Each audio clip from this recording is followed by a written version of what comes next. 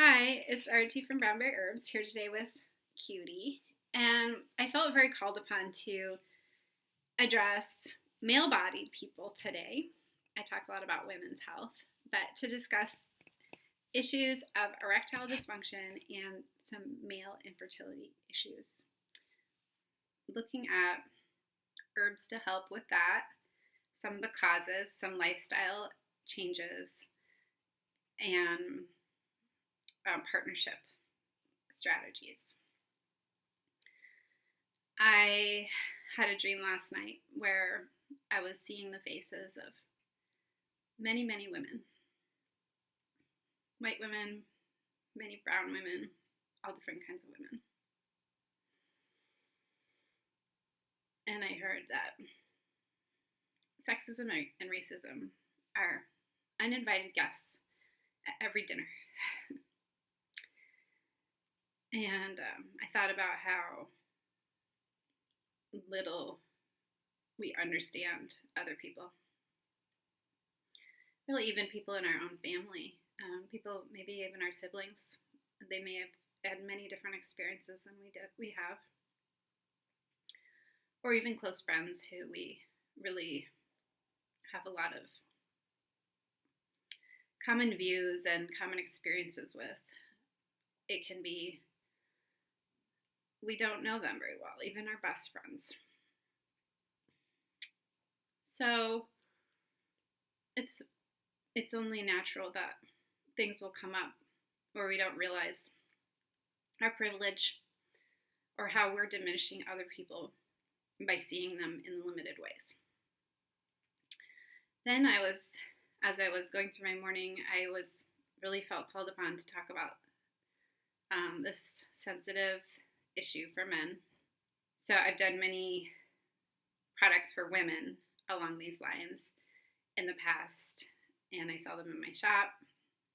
And so I was feeling the call to talk about this type of stuff for men because there's some fairly common, relatively easy to target underlying causes through herbalism and lifestyle. And I asked those women, kind of going back to the dream space, why is it so important right now to talk about this? And they said, how can you talk about us and leave those people who can protect us behind? I don't think that we can achieve what's important in our country for gender issues or any other issue really by reversing the situation, putting women on top and men underneath, or putting black people on top and white people underneath. And it may very well feel like equality is a reversal of that, but equality should be the goal.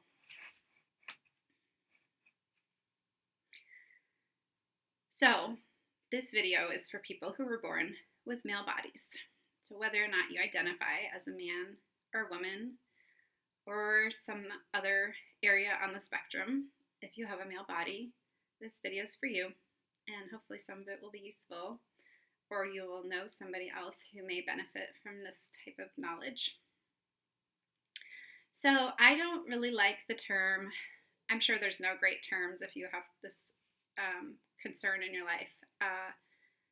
I don't know, erectile dysfunction or impotence. I really don't like the word impotence because I think that that's a really tragically limiting the definition of what it means to be powerful in a person's life. And that is an instance where I feel like language is being very cruel. That's a cruel use of language. So I do want to talk about that subject. And I would think of it primarily as what could likely be a health problem. So I'm going to talk about it first as a health issue, and then I want to look at infertility, the most common cause of infertility, and then I will talk about sexual abuse in men, and that can be part of the picture, and is not uncommon, but it is really common for men over 40 to have erectile dysfunction. It's normal. And the main cause, number one cause, is heart disease, high cholesterol, and then diabetes. And diabetes actually is very linked to heart disease. So just a different route to get to the heart disease, most likely. Because what we're looking at is a vasculature issue, not enough blood flow. Often enough, that's the issue. Most importantly, it's really important to look at your lifestyle, your diet, and exercise. Because if you can stay within the range of healthy BMI, then you're going to be at way less risk for all sorts of problems. So then you would be getting to the root of the issue. Now, if you're having trouble with the diet and exercise, then you can try herbs. And sometimes with the herbs, you can make yourself feel better to the point where you can be able to do better diet and exercise if there's some emotional barriers there. So Hawthorn is my favorite cardiovascular herb. I love hawthorn. Little red berries on a super thorny tree. It's really great for all sorts of heart problems, including lowering cholesterol. You can drink it as a tea. I would not get the berries for tea because often they're moldy, but the dried leaves are excellent. Flower, that's fine too. You can take tincture. If you take the tincture, 10 to 20 drops morning and evening, there are a lot of other benefits to hawthorn that you may experience. So if you are having any of these other problems in your life, then hawthorn sounds like a really good fit. So insomnia, where you fall asleep pretty easily and wake up during the middle of the night, food allergies, ADHD, rash on the back of the hand, generally like a lot of heat. You might have redness on your face. So also, it's in my Humanity tea, which is a tea that I made thinking of men. But the herbs in it are not gendered. So you can take, you don't have to feel like this is tea that's just for guys or something like that. It's really for people that have issues related to the herbs. And then the second herb that I think of is agrimony. Agrimony also lowers cholesterol. It is, okay, so there's two things going on here. So they're both herbs that are addressing cholesterol, but they're doing more than that. Hawthorn is a heart herb, and it's not just looking at the physical heart. It's healing heartbreak, it's healing sadness, and agrimony is also used traditionally for grief. And that could even be grief over like your changing body. But often there's grief, loss of relationships, loss of lives, all sorts of things that we have grief for. So it's interesting to me that the heart is the way to heal this erectile dysfunction.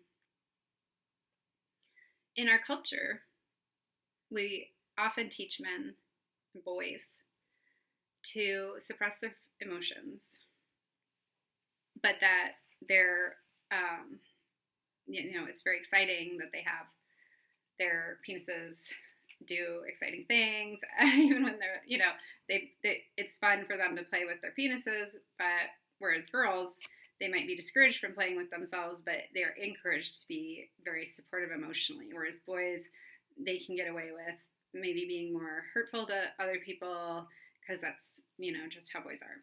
So in order to correct this kind of over focusing the attention onto the male genitalia, to bring the energy up to feed the heart. So it's so important to acknowledge your feelings, and this will also help with balancing the masculine and feminine within. We all have different sides of ourselves, and we all have mother and father. We all have internalized these different roles and attitudes, and we all need love. So much love. It's the best medicine.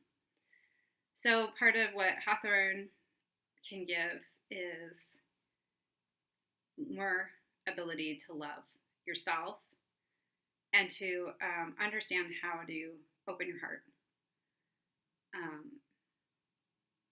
Agrimony, it becomes very important to have good communication with a partner. I strongly recommend against kind of our expedient dating culture, where it's very easy to have sex and then forget all about the person, move on. I think that's very unhealthy. I believe in karma, and I believe in my own feelings. So I will say that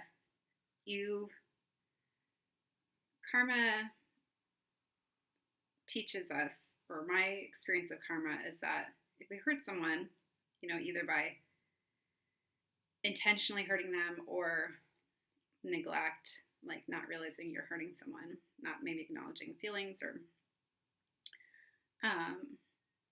that kind of thing, or the intensity of intimacy of the sexual act, which lasts for a lot of women longer than one night. Probably men too. You have to learn, you have to become each person that you hurt. So, and sometimes it's just an accident or ignorance, but it's much smarter to develop a long-term relationship with somebody. There would be bound to be mistakes made in any sexual relationship, but to have an ongoing relationship, you have the opportunity to correct mistakes, to learn from each other, and to love each other in a more honest, authentic way. It can be difficult to communicate about sensitive topics like this. And Agrimony, along with its wonderful ability to help with cholesterol, is also wonderful for helping you talk, especially if you're the type of person who holds in their emotions and their voice, kind of stuffs it inside. So, if you're on that end of the spectrum, definitely try Agrimony. Agrimony and Hawthorn are both in My Humanity tea. So that's available on my website. A bonus of both Agrimony and Hawthorn is that they're both used sometimes for hair growth. So if you're also having some hair thinning or balding, you might get lucky and get some hair back. I don't sell the herbs individually, but if you wanted to have that tea or make a Hawthorn tea or an Agrimony tea, I'd suggest for the Hawthorn doing AM and PM. For the Humanity tea, doing 2 cups a day. You could do more. And that's also a good one for preventative for the coronavirus right now. But there's another video on that, so you can check that out if you're interested. Agrimony, I would say once a day, some tea or a tincture. They'll be helpful. And so that's for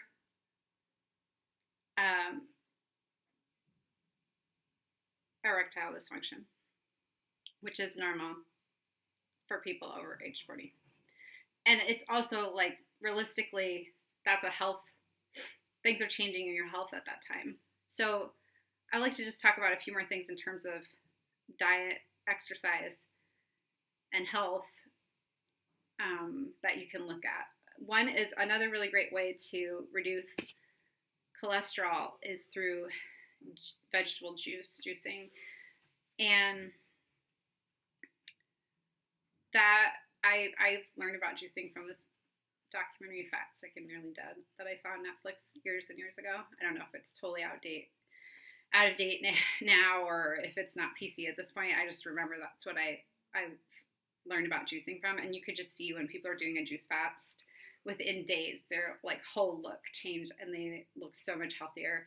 But you want to make sure that you're being careful with the juicing, because if you get too much sugar, you can cause yourself to have sugar instability, which can lead to diabetes.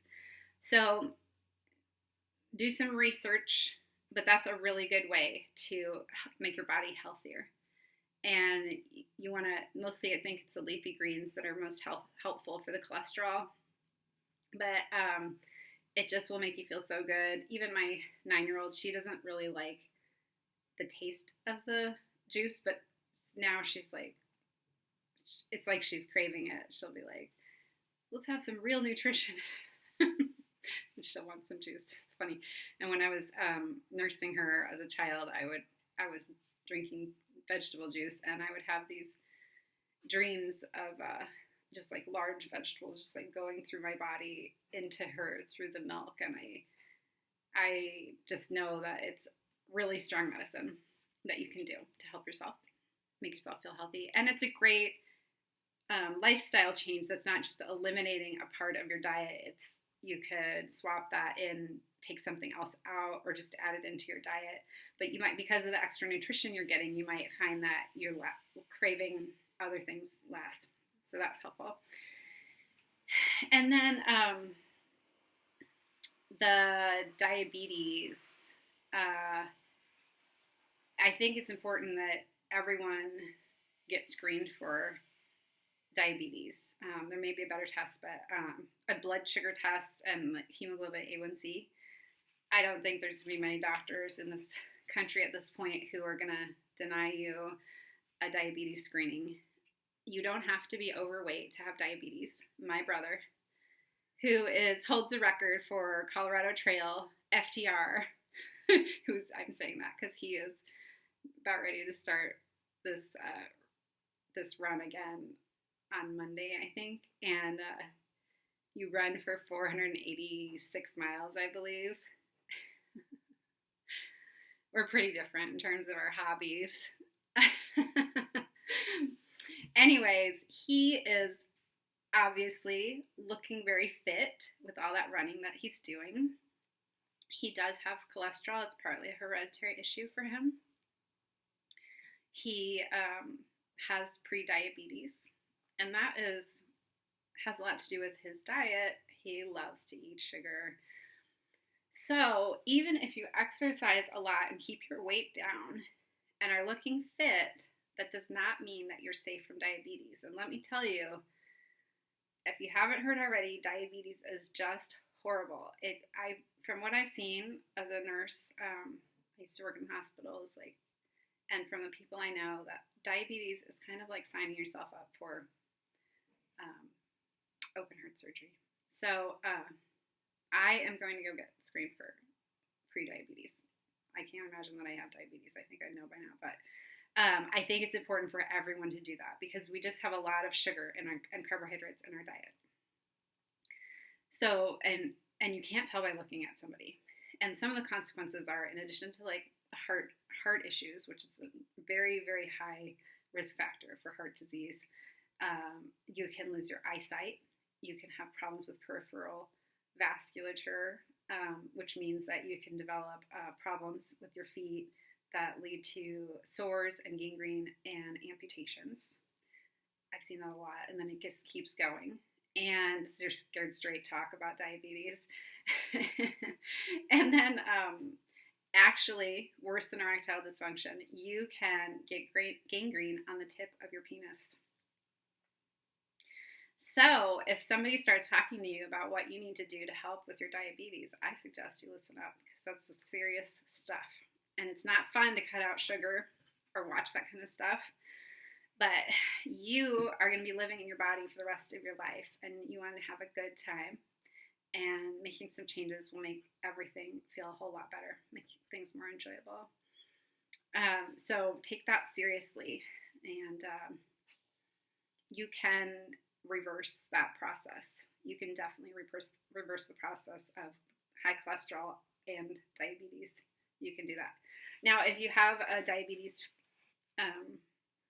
type 1, you may need to, that's like a more complicated discussion.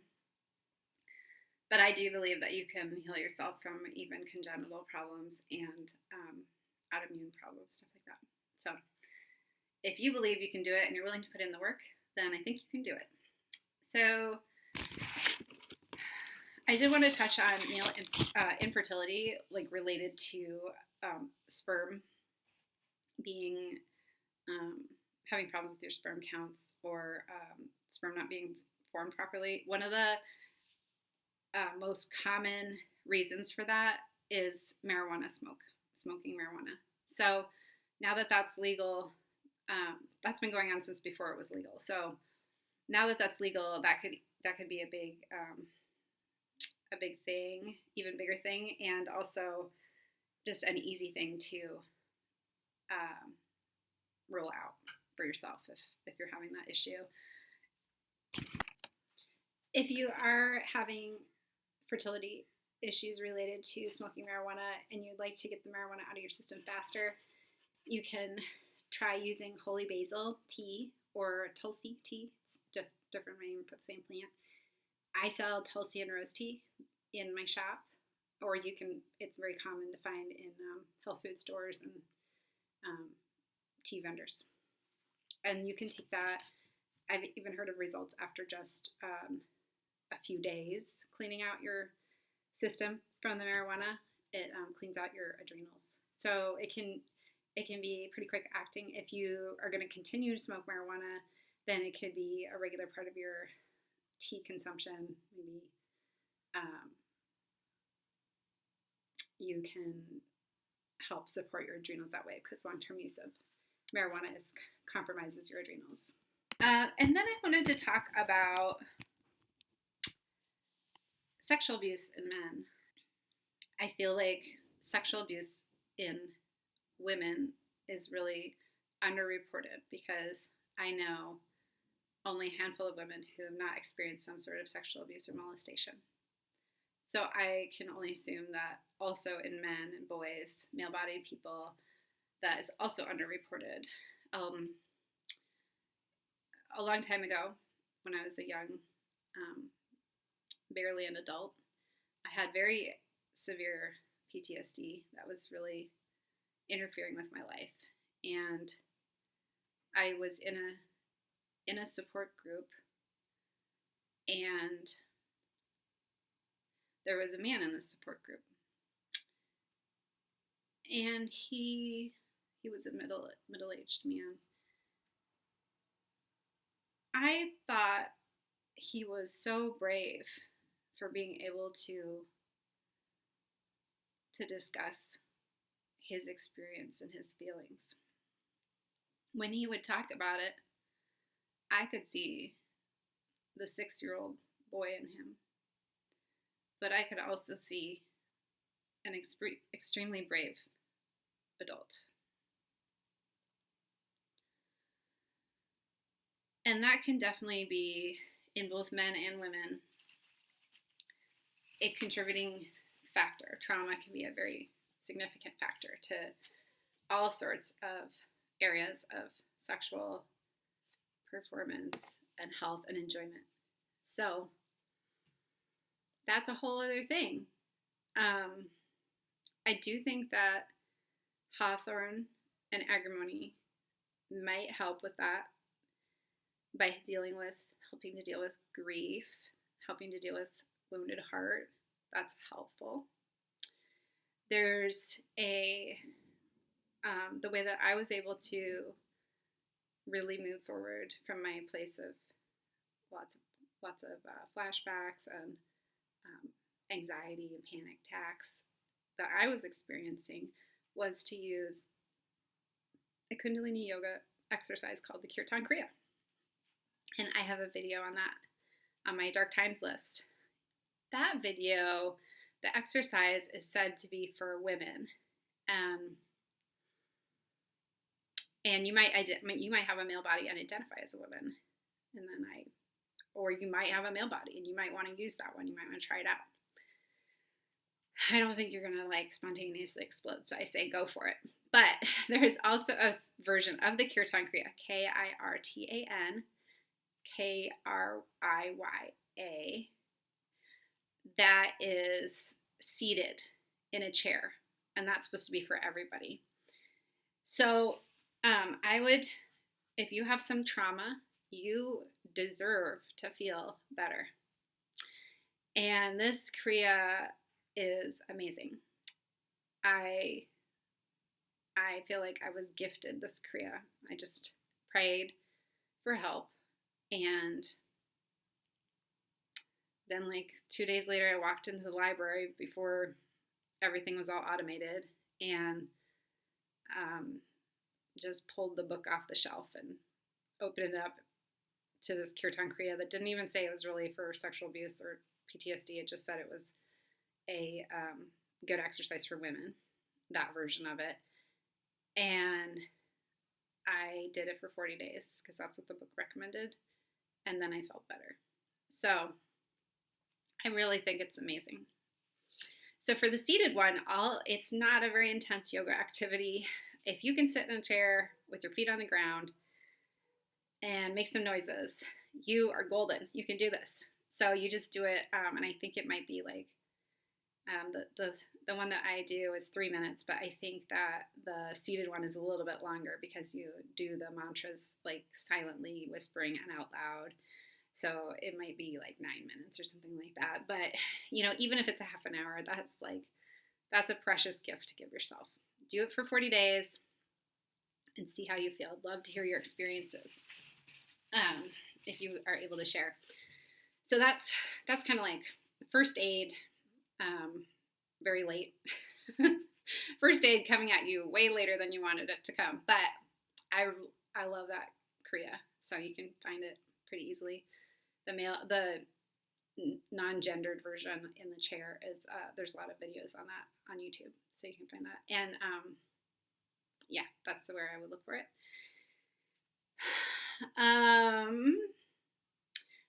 But that also can lead to like intimacy, fear of intimacy, fear of opening up. It's really important to be able to talk about your what is triggering to you, if you want to call it that. I don't really like that word, but what bothers you, what hurts your feelings, that kind of stuff, as well as what you like. And agrimony is helpful for that. And you know what? Agrimony not only makes you talk more, it's also a really magical herb.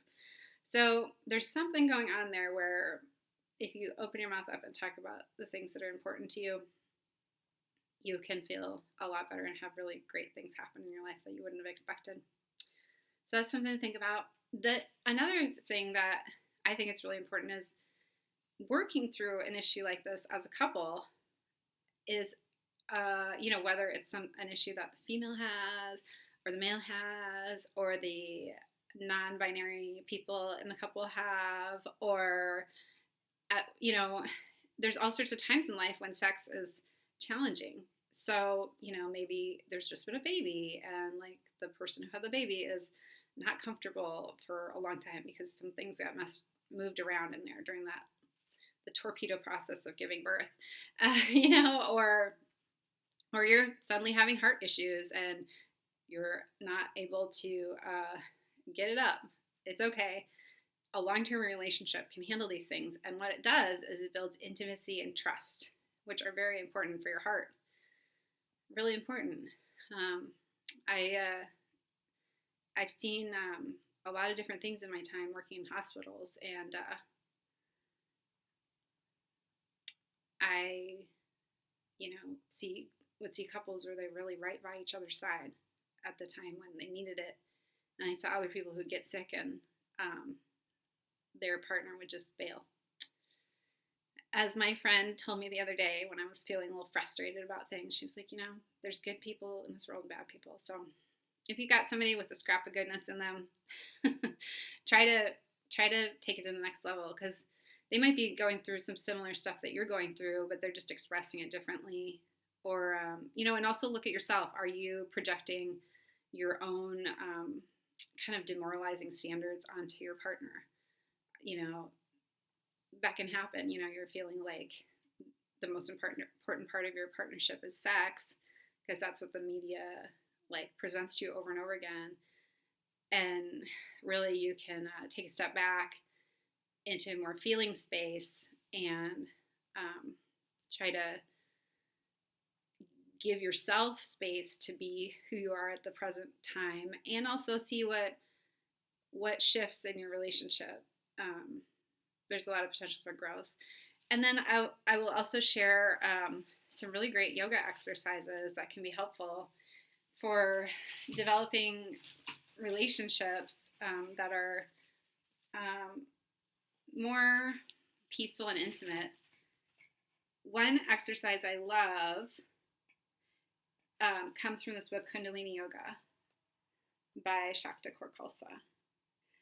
I love Kundalini Yoga. These are really basic exercises. These are not for, you do not need to have past basic yoga to do these.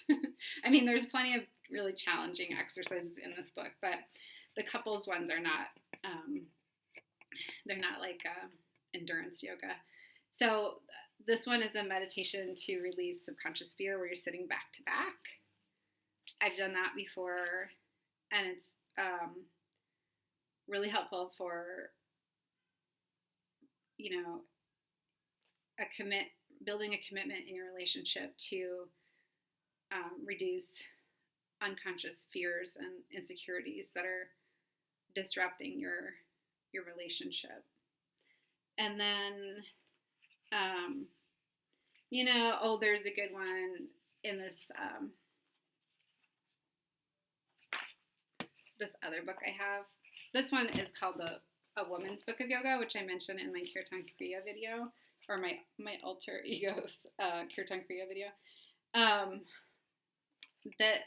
So this one is a book for women. It does have the seated version of the kirtan kriya in it. So if you wanted to get a book for if you have a female partner or you identify as female, you could get this book and share it with yourself or share it with your partner.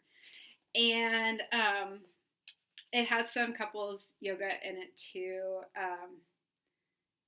And just everybody has different things that are challenging. You might find it's very challenging to just look at your partner in the eyes for 3 minutes or whatever while you're doing one of these exercises, or you might find it's super easy and makes you feel better. It's just peaceful. Who knows? Each one could be a little different and have a different gift. There's one in here for meditation to end an argument. I definitely know some people who I would like to recommend this to. So, and then there's some fun recipes in here too for food, for kind of arousing food. So I think that this kind of sign from your genitalia, or, even for women, same thing. This sign is telling you that your body needs something from you. It's most likely, if you're over 40, there's a health component to it. And so, hello, good. Your body's telling you what it needs something, and don't instead of getting distracted by the superficial sign, let's go to a deeper level and just heal your heart and have a nice, healthy life with some new habits, hopefully. But like also seeing this as an opportunity to develop greater intimacy and longer relationships that are more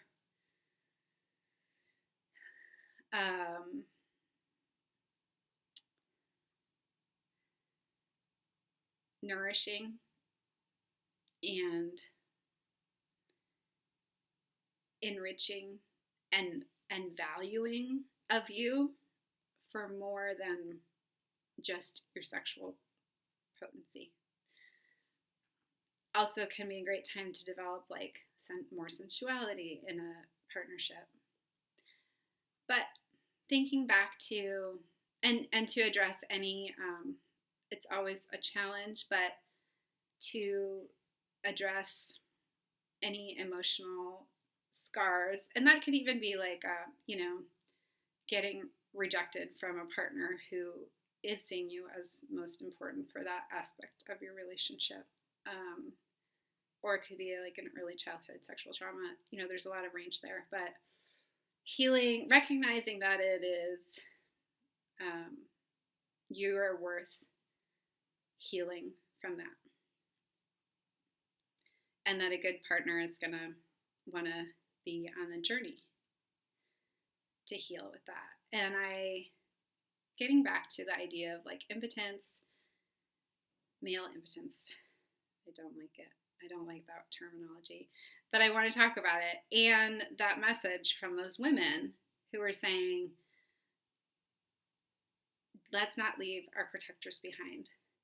So whether I like it or not, men have a huge amount of power in our culture. And that power does not come, that's not because we're looking at their genitalia right now. Like, their genitalia is usually covered up, but still they have all this power. So, maybe just tuning into how you can redefine power in your life and use your power to help other people, especially for white men of privilege. Looking at how you can reach out and help other people. And that could be a way to really enrich your sense of self. I find that it's very helpful for me when I'm going through difficulties to help other people out. And I like to do that a lot by nurturing people. Could be astrological, could be because I'm a lady. I don't know. I don't care. But it can be a really good way to make you feel like you have some control over life. You might not be able to, if you're on a healing journey with your Hawthorn or Agrimony, I would say keep at it for about 6 to 8 weeks. And Hawthorn can actually take longer than that. It's a great herb because it's not going to, you can take it for a long term. So you could keep going with that for a long time. But let's say you're on that healing journey and that's going to work out for you. Maybe you don't know that, but it is. In that time, instead of like beating yourself up or feeling discouraged, you could use it to step outside of your boundaries, connect in a more intimate, sensual way, learn to talk about your feelings more, learn that that's okay, even though our culture has not been kind towards many men and boys in terms of acknowledging their feelings and their voices about feelings. I was lucky to have a father who was really okay with sharing his emotions. It got a little intense at times, but he was able to let out his feminine side, and I value that in him. But I don't think that that's that common. I don't see that in a lot of guys. So use the time where your body is telling you this, even if it lasts the rest of your life. Use that time to give. It's really by getting in touch with those things and admitting your vulnerability, you're actually going to be giving yourself a huge gift. You are. And by helping people that are less powerful than you, because of the way our countries and our government and our societies are structured in terms of sexism, racism, you are going to be giving something, empowering people, using your power that you have, and you may not realize it at all, to empower others, and you're going to be making a big difference in the world. So I hope you're doing well, and good luck.